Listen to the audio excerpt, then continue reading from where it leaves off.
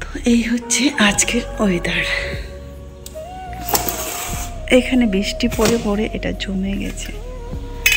তো এই যে দেখো আজকের ওয়েদার, কিন্তু কোথাও যেন মনে হচ্ছে বৃষ্টি হচ্ছে খুব, তাই ওই হাওয়াটা আসছে দেখো।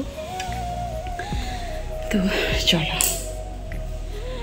আর এই যে সকাল সকাল হচ্ছে এগুলা পেঁয়াজের জন্য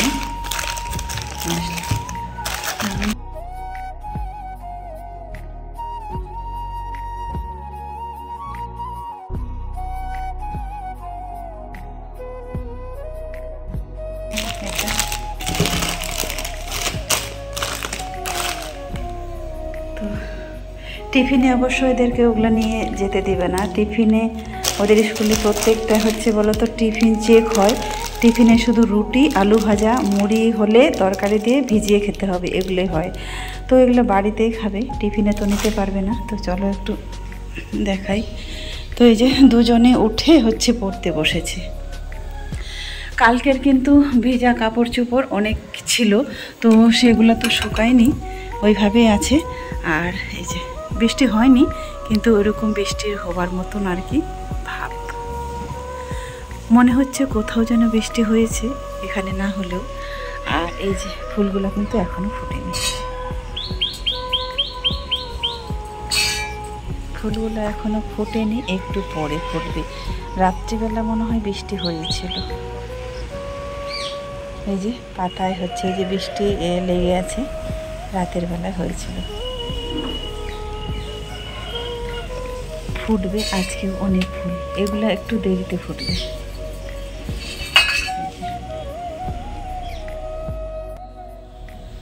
এই যে সকাল থেকে ব্লগটা স্টার্ট করিনি, এইমাত্র ঘুম থেকে উঠলাম, আর উঠেই ক্যামেরাটা অন করলাম। আজকে হচ্ছে মঙ্গলবার, দুজনেরই স্কুল আছে। তো স্কুল আছে মানে রান্না করতে হবে খুব তাড়াতাড়ি। তো ঘুম থেকে উঠে দেখলাম যে মেঘলা মেঘলা ভাব, কিন্তু বৃষ্টি হচ্ছে না।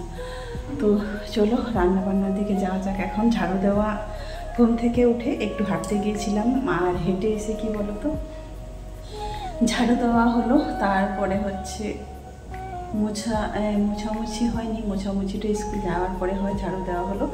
মাঝামাঝি সমস্ত কিছু বাকি আছে, ওদেরকে ডাকলাম, ওরা করতে বসেছে।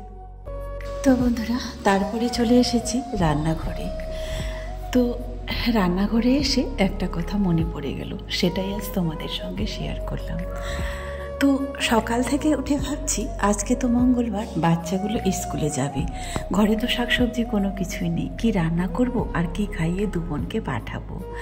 তো দেখো যাদের হচ্ছে যে সন্তানের হয়তো বাবারা আছে, যে সংসারে যেই মহিলাটার, যে বউটার, যেই মেয়েটার স্বামী আছে, তাকে না হয় বলে যে কি রান্না করব, কি খাওয়াবো বাচ্চাগুলোকে, কিংবা ব্যাগটা নিয়ে যাও তো বাজার থেকে কিছু নিয়ে এসো। যদিও কথাটা বলতে কষ্ট হচ্ছে, খারাপ লাগছে, তারপরেও যেন কথাটা বারবার মনে হচ্ছে বলেই তোমাদের সঙ্গে শেয়ার করলাম। তো দেখো সেই কথাটা আমি কখনোই কোনোদিনও গত 8 বছরেও বলতে পারিনি, যেভাবে আমি ওদেরকে মানুষ করেছি কিংবা করছি। তো মা হয়ে আমার মনে পড়ে যে সত্যি আজকে বাচ্চাগুলো সিদ্ধ ভাত খেয়ে যাবে, আজকে না খেয়ে যাবে, একটু যদি আমিও ভালো মন্দ রান্না করে খেয়ে দিতে পারতাম তাহলে খেয়ে যেত। তো চলো সেরকমই আজকে একটা এক্সপিরিয়েন্স শেয়ার করলাম। তো তোমরা আবার হয়তো অনেকে অনেক কিছু মনে করবে, তাই না? তো আসলে সেটা কোনো কিছুই না, বলতে গেলে সেটা ব্যাপার না, কিন্তু তারপরেও যেন মনে হলো আজ তোমাদের সঙ্গে শেয়ার করলাম। তো চলো, তো এখানে হচ্ছে ডালটা বসিয়ে দিয়েছি, আর এটা হচ্ছে মিষ্টি কুমড়া, একটু ছিলই, ওই যে মিষ্টি কুমড়াটা এনেছিলাম। তো ভাবছি কালকে তো মাছটা তো ভাজা আছেই, আর এটা দিয়ে হচ্ছে চচ্চড়ি করব, কুমড়া দিয়ে মাখো মাখো যেরকম একটা তরকারি হয় আর কি, সেটাই। আর ওদিকে হচ্ছে ডাল, তো ব্যাস হয়ে যাবে। রিয়ার আবার কাল থেকে শরীরটা খারাপ, আবার মাথা ব্যথা শুরু করে দিচ্ছে বলছে, তারপরেও আছে স্কুল। এদিকে ভাতটাও হওয়ার দিকে, আর দেরিও হয়ে গেল। ওই যে বললাম ভাবতে ভাবতে কি রান্না করব এরকম ভাবতে ভাবতে মোটামুটি চলে গেল আধ ঘন্টা। স্কুল তো যেতেই হবে, যাবেই তাই না, তারপরেও ভাবতে ভাবতে সময়টা চলে গেল।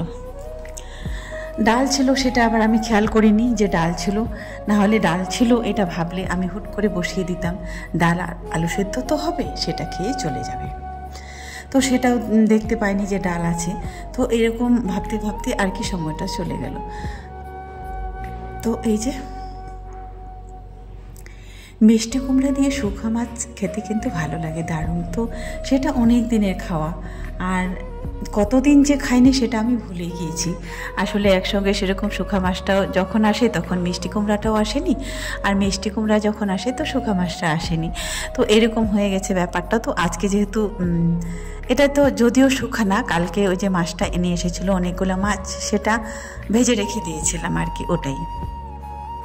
তো আজকে হয়ে গেল, খাওয়াও হবে একসঙ্গে, দুটোও পেয়ে গেছি। তো চলো ডালটাও হয়ে গেছে, ডালটা হচ্ছে ফোড়নে দেব। তো ডালটা হচ্ছে দিয়ে দিচ্ছি দুটো হচ্ছে শুকনা লঙ্কা, একটু জিরে ফোড়ন, আর হচ্ছে কি বলতো রসুন। আমি ডালটা রসুন দিয়ে দিই, কিন্তু আগে আবার পেঁয়াজ দিয়ে দিতাম। তো যাই হোক, যে যেটা ভালোবাসে, পেঁয়াজ দিয়েও ভালো লাগে আর এই রসুন দিয়েও ভালো লাগে। রসুন ফোড়ন দেওয়াটা কিন্তু ডালে আর শাকে সেটা কিন্তু আমি এখানে এসে শিখেছি। তো যাই হোক ভালোই লাগে।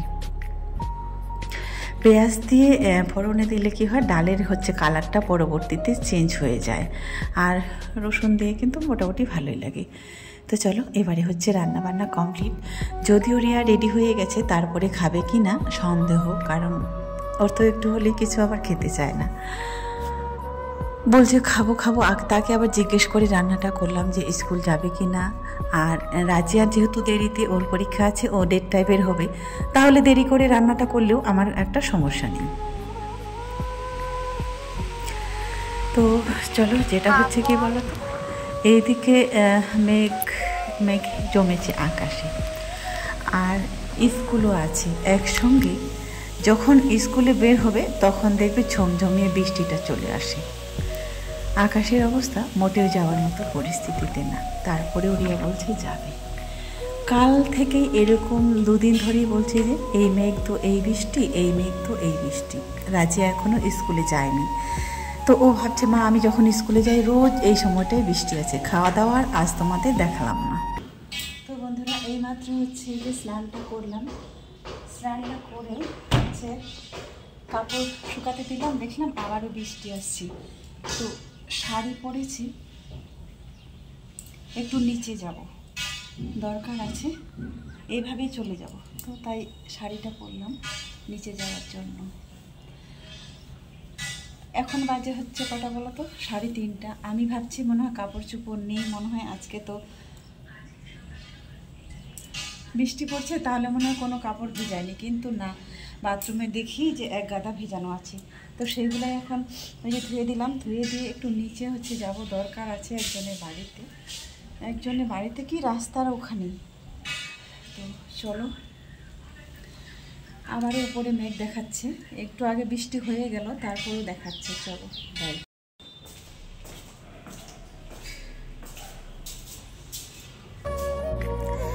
তো চলো এবার হচ্ছে যাওয়া যাক।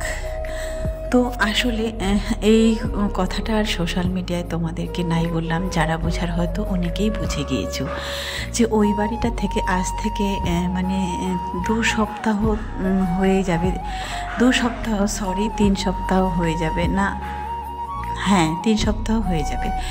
তো সকালে গেলে বলে বিকালে এসো, বিকালে গেলে বলে সকালে এসো। তো এইরকম হয়ে গেছে পরিস্থিতিটা। আর গিয়ে যখন বাচ্চাগুলো যখন যেতে চায়নি, ওদের যখন খারাপ লাগে, তখন আমাকেই বলেছে যে মা আজকে তুমি যাবে, আমি আর যাব না। তো চলো আমি গেলাম আজকে। আমি যাওয়ার পরে তো ওই সেম কেস আবার ঘুরেই আসতে হলো। বলছি যে সন্ধ্যাবেলায় আমি বাড়িতে গিয়ে দিয়ে আসব। আসলে কি বলো তো, আমার একটা বাড়িতে এরকম এতবার গিয়ে আমাকেই লজ্জা লাগে, আমাকে দ্বিতীয়বার আর যেতে ইচ্ছা করে না। তো চলো ঘুরে আসলাম, এখনও এবেলাও আর কাজ হলো না। তো আবারও বললো যে সন্ধ্যেবেলা আসো। তো সন্ধ্যেবেলা আবার পাঠাবো, দেখা যাক কী হয়। এতবার করে আসলে ঘুরে ঘুরতেও ইচ্ছা করেনি, আমাকেই খারাপ লাগছে।